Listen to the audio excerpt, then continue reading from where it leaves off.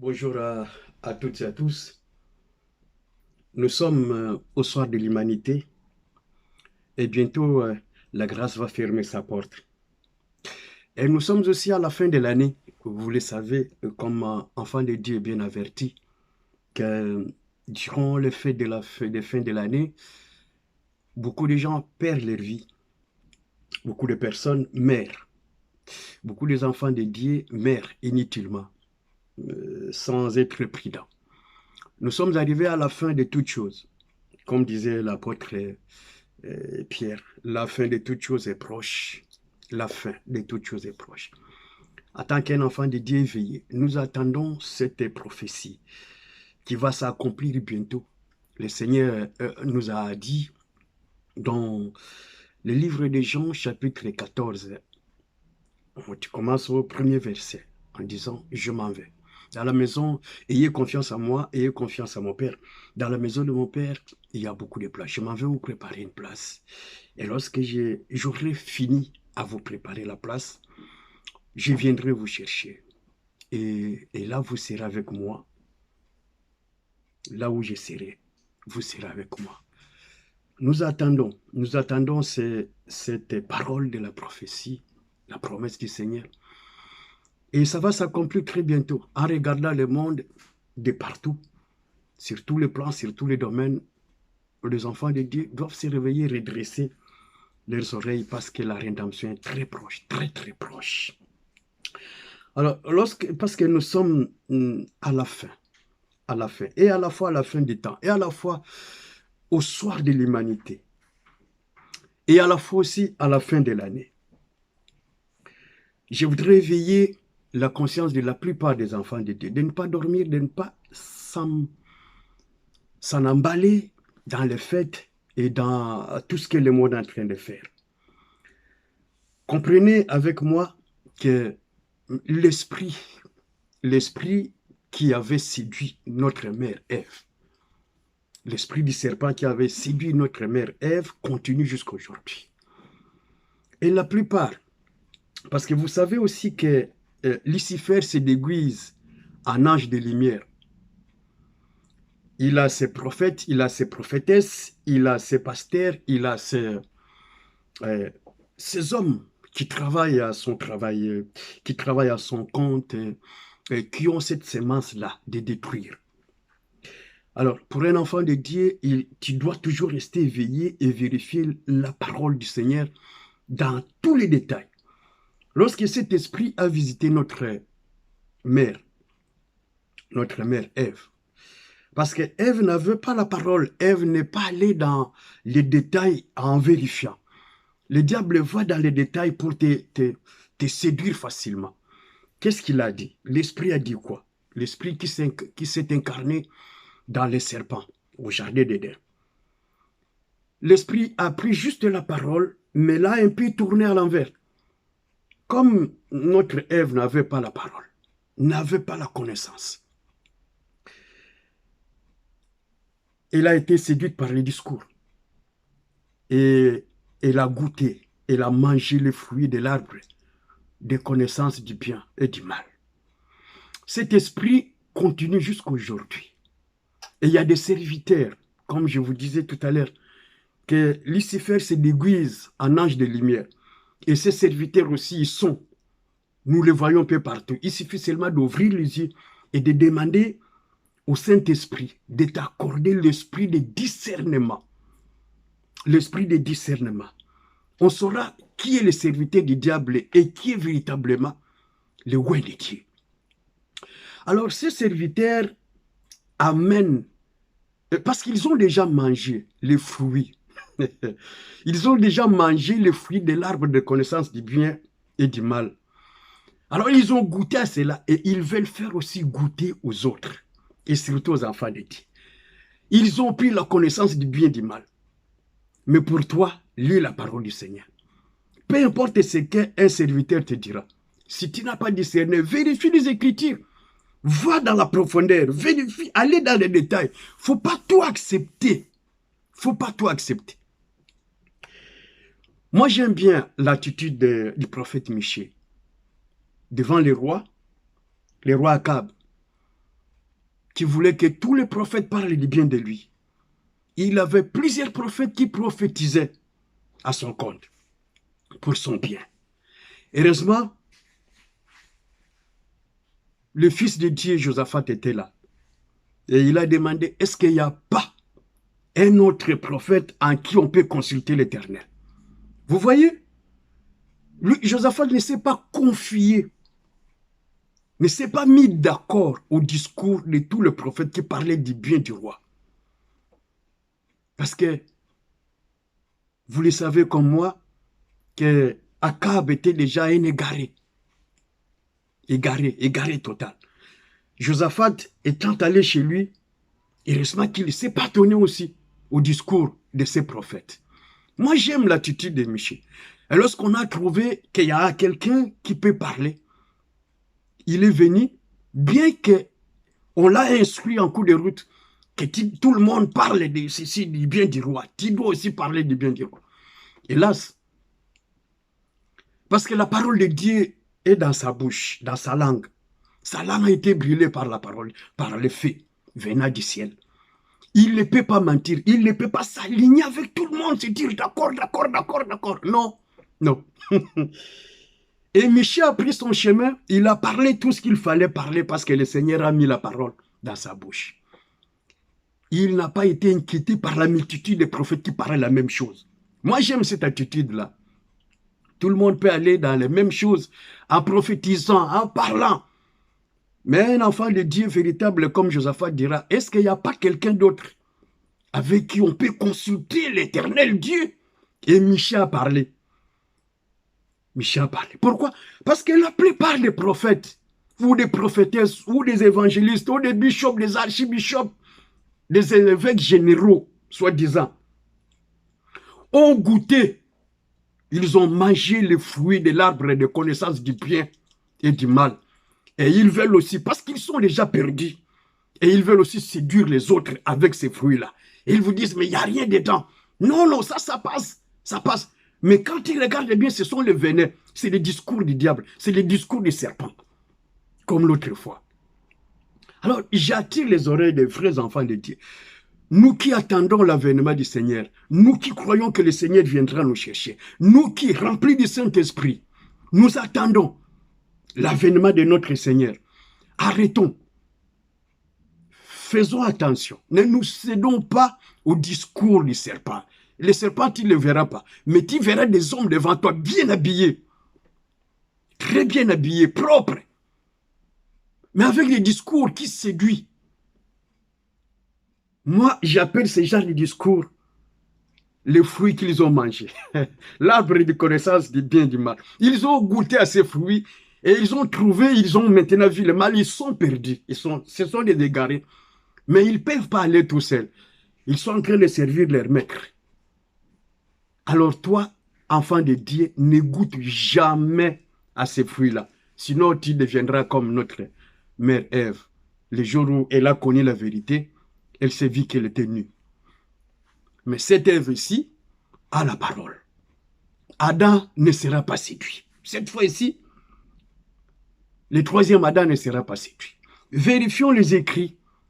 Je sais qu'ici, à la fin de l'année, tout le monde, il y aura des déclarations prophétiques, de tout ceci, cela. Vérifions-les. Il y a des vrais hommes de Dieu qui vont parler de la part du Seigneur, poussés par le Saint-Esprit. Ils vont parler. Et vous verrez ces choses avec beaucoup d'impact dans vos vies. Mais il y en a qui vont vous parler de la part du serpentien. Vérifiez les Écritures, vérifiez tout ce qui sortira de la bouche de tous ces hommes. Ne cédez pas à cela, ne cédez pas. C'est le venin. C'est le venin de l'ennemi. Moi, je vous avertis, c'est mon rôle d'avertir. Moi, je ne vois pas les choses comme tout le monde. Je vais mettre comme Michée. Tout le monde dit à droite, moi je dis à gauche. On vérifie les Écritures. Qui a commencé à dire ça? Qui a commencé à faire ces choses? Pourquoi? Est-ce que c'est écrit? Mais on ne voit pas ça dans la Bible, bien que tout n'est pas écrit. Le Saint-Esprit peut nous inspirer. Mais il y a des choses où on doit vérifier avant de dire Amen. Comme un pasteur me disait dans une assemblée, il prêchait, il disait, même dans les tabernacles, il y avait le péché. Qui dit Amen avec moi? Et le peuple ignorant l'ont aussi acclamé en disant, Amen! Moi, je dis, ils ne connaissent pas les Écritures. Et par après, on avait raison. Parce que cet homme-là était un sorcier, un véritable sorcier. Mari de nuit de ses propres filles. Mais pasteur dans l'église. Aujourd'hui, on n'en parle plus de son église, c'est parti. Voyez, restons toujours réveillés, vérifions les Écritures comme de véritables disciples du Seigneur. On vérifie les Écritures, on écoute l'homme de Dieu parler, on écoute. Et je vous le dis encore que Lucifer se déguise en ange de lumière et ses serviteurs aussi. Alors n'acclamez pas n'importe qui. On les regarde, constatez même par les habits, par les petits détails, même dans les habillements, des accoutrements, des gestes, de tout ce qu'ils amènent en disant ça c'est vrai. On amène des bouteilles d'huile, on vous les vend. On vous vend les bouteilles d'huile. On dit ça c'est l'huile venue d'Israël. Mais bon, qu'est-ce que cela a à voir avec ta foi? Et vérifie les Écritures si le Seigneur vendait l'huile, vendait l'huile à ses disciples, ou il a recommandé à ses disciples de vendre l'huile à tous ceux qui vont croire, à part la parole, ou de vendre des bouteilles d'eau, des petites bouteilles d'eau, vous les vendez. C'est des menteurs, ne les écoutez pas, frère. Ne les écoutez pas et ne prenez même pas part à ce genre de choses. Éloignez-vous. Séparez-vous d'eux. Séparez-vous d'eux. Je vous le dis encore, séparez-vous d'eux. On vous vend des bouteilles. Mais je me demande quels sont ces gens de chrétiens dont un pasteur, soi-disant, un prophète ou qui encore, soi-disant, il amène des bouteilles d'huile en disant ça vient d'Israël. Et il vous le vend à 300 €, des petites bouteilles. Mais vous achetez, vous achetez. Frères bien-aimés, soyons sages quand même, soyons sages. Ni apôtre Pierre, ni Jean, ni Jacques, ni... Aucun ne l'a fait, aucun. Ni le prophète Jérémie, par exemple, il parle sur la vie d'Ézéchias, il parle sur la vie de quelqu'un d'autre ou de quelqu'un, et il demande cette parole, cette prophétie, à me donner de l'argent. As-tu vu cela? Où ça? C'est marqué où? C'est écrit où? Dans quel livre de la Bible? Dans quel livre? Au nom du Saint-Esprit, tout ça. Le Dieu m'a dit, le Dieu m'a dit. C'est un avertissement important. Ne vous cédez pas, ne vous laissez pas emporter et mangez les fruits, goûtez aux fruits de la connaissance du bien et du mal. Jésus-Christ nous a rachetés, nous a éclairés. Il nous éclaire encore jusqu'au jour. Si une fois tu étais tombé, mais pas cette fois ici. Pas cette fois ici, n'accepte plus qu'on te vende de l'eau, qu'on te vende de l'huile. Il y a des frères, il y a des vrais enfants de Dieu, ou serviteurs de Dieu, poussés par le Saint-Esprit, ils peuvent te prier sur toi, à témoigner d'huile, si le Saint-Esprit le demande. Mais ils ne vendent pas l'huile. Ils ne disent pas, Amen, je vais acheter de l'huile pour le vendre, enfin je te fais la prière. Et surtout dans les cas de délivrance, qu'est-ce qu'on n'entend pas, qu'est-ce qu'on n'a pas vu, qu'est-ce qu'on n'a pas entendu. Malgré tout ça, les gens y mettent encore. Et surtout les femmes. Un pasteur te demande, non, pour te faire la délivrance, tu dois aller prendre la douche, il te donne la bouteille d'huile et tu vas oindre partout. Après la douche, tu oins partout. Moi-même, je viendrai et je te le ferai sur tout, même les parties intimes. Je vais faire parce que ces démons-là ne peuvent pas quitter comme ça. Vous croyez aussi à cela. Vous qui lisez la parole. Mais je pense que vous ne connaissez pas encore le Seigneur. Connaissez d'abord Jésus. Allez à la connaissance de Jésus-Christ. Même si vous avez des problèmes spirituels, des démons, de tout ça, connaissez d'abord Jésus. Si vous ne connaissez pas encore l'homme qui vous conduit, vous n'avez pas encore confiance à cet homme-là, priez le Seigneur, ils peuvent te conduire. Ils peuvent te conduire là où tu peux aller prier le Seigneur et là où le Seigneur peut t'aider, peut intervenir dans ton cas spirituel. Mais la première chose, c'est de croire en Jésus-Christ, de l'accepter comme ton Seigneur et Sauveur, qu'il pardonne tes péchés, qu'il te lave, qu'il te purifie par son sang, qu'il te lave, qu'il te purifie. Et si tu commenceras ta marche d'un enfant de Dieu. Mais lorsque vous partez tout simplement pour aller chercher des solutions, comme si on allait auprès des marabouts, vous allez aussi rencontrer ces ministres, les ministres de Lucifer, qui ont goûté qui ont ces fruits-là qu'ils ont mangés, et ils vont te laisser aussi dans ces fruits.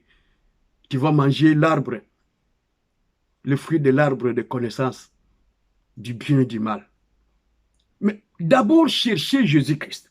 Si vous rencontrez le Seigneur, vous l'acceptez. Étant pécheur, vous l'acceptez. Et le Seigneur te fera du bien. Ne croyez pas à tout. Ne croyez pas à tout ce qu'on nous raconte, même soi-disant une prophétesse ou un prophète, il faisait ci, il te donne ça, va faire ça, amène ça. Est-ce que tu l'as déjà lu dans la Bible? On est à la fin des temps, le diable s'est vraiment réveillé pour séduire un grand nombre, pour détruire, pour vous séparer de l'Éternel, votre Dieu. Arrêtez de les écouter. Et tu écoutes un homme de Dieu, vérifie les Écritures. Si tu as des doutes, pose la question à quelqu'un d'autre. Ou va lui poser même la question. Dis-moi, et ça signifie quoi ça? Même s'il va te séduire, mais le Saint-Esprit avec toi te donnera raison un jour. Shalom, shalom, que le Seigneur vous bénisse. Qu'il vous bénisse. Sachez que c'est pendant la fête que beaucoup d'enfants ont perdu, les enfants de Dieu ont perdu la vie. Ne vous laissez pas emporter par la fête. Ça passe. Tu auras encore une autre bonne année. Tu auras encore le temps de vivre. Nous, on est toujours dans la joie parce qu'on a Jésus-Christ avec nous. On est toujours dans la joie. On n'a peur de rien. Ce n'est pas Satan qui va nous faire peur. Ce n'est pas la mort qui va nous séparer de Dieu. Ce n'est pas la nudité. Ce n'est pas la manque de tout. Ce n'est pas parce que tu n'as pas fêté ou tu n'as pas... Non. On sera toujours là avec le Seigneur. Toujours dans la joie. Qu'on fait ou on ne fait pas, on sera toujours dans la joie. Toujours dans la joie. Le Seigneur est vivant. L'année ne s'arrête pas là. Même si tu passes du 31 au 1er, mais ça sera toujours la même chose. Tu vas voir la terre de la même façon. Rien n'a changé. Rien n'a changé. Ne te laisse pas séduire. Ne te laisse pas séduire. Ne te laisse pas séduire. La vie vaut mieux que la nourriture. La vie vaut mieux que la nourriture. Le corps vaut mieux que la nourriture, les vêtements. Le Seigneur sait de quoi tu as besoin. Jésus-Christ, si vraiment tu as crié, tu lui as donné ta vie, tu l'as accepté comme ton Seigneur et Sauveur, il prendra soin de toi comme toi, parent, tu prends soin de tes enfants. Même si tu es faillible, mais lui, il n'est pas faillible. Tu peux rester infidèle à ta femme, à tes enfants, à ton mari, mais lui, il est toujours fidèle, fidèle, fidèle, fidèle. Il prendra soin de toi. Il te guérira. Il te transportera. Il combattra pour toi. Il est bon, Jésus. Alors, on s'arrête là. Je vous ai pris beaucoup de temps. On s'arrête là. Sois béni. Bonne année. Et que l'année 2020 soit vraiment la meilleure année de ta vie. Si cela peut être possible, par la grâce du Seigneur, que beaucoup de choses se passent, de véritables choses venant de la part du Seigneur, de vraies promesses qui vont s'accomplir, de vraies promesses de la part du Seigneur qui vont s'accomplir dans ta vie en 2020. C'est ce que nous souhaitons. Moi, je ne dis pas que cette année sera comme ça, mais je préfère, je te souhaite que l'année 2020 soit la meilleure de tes années. Les années que tu as vécues sur la terre. Que ce soit l'une des meilleures années que tu n'as jamais vécues. Et que la main du Seigneur Jésus-Christ soit sur toi. Que la grâce du Seigneur t'accompagne partout. Hier, tu as forcé beaucoup de choses. Mais que demain, par la grâce de Dieu, que tu ne forces rien. Mais que tu vois la grâce de Dieu t'accompagner partout. Et que les portes s'ouvrent devant toi. Ce qu'il faut faire seulement, c'est de craindre Dieu, de marcher dans l'intégrité. Comme Job, un homme intègre, juste, craignant Dieu. Comme Daniel, et comme tous ceux qui ont marché avant nous. Ne crains rien, ne crains rien, ne crains rien. Ne sois pas attristé, ne sois pas stressé, je sais. Mais ne crains rien. Marche seulement avec Dieu et tu verras. Le Seigneur est fidèle. Il va te couronner. À cette année 2020. Même si tout le monde se moque de toi, c'est pas grave, c'est pas grave. Le Seigneur est vivant, le Seigneur te connaît. Le Seigneur te bénira. Ciao, ciao, et à très bientôt. Soyez bénis.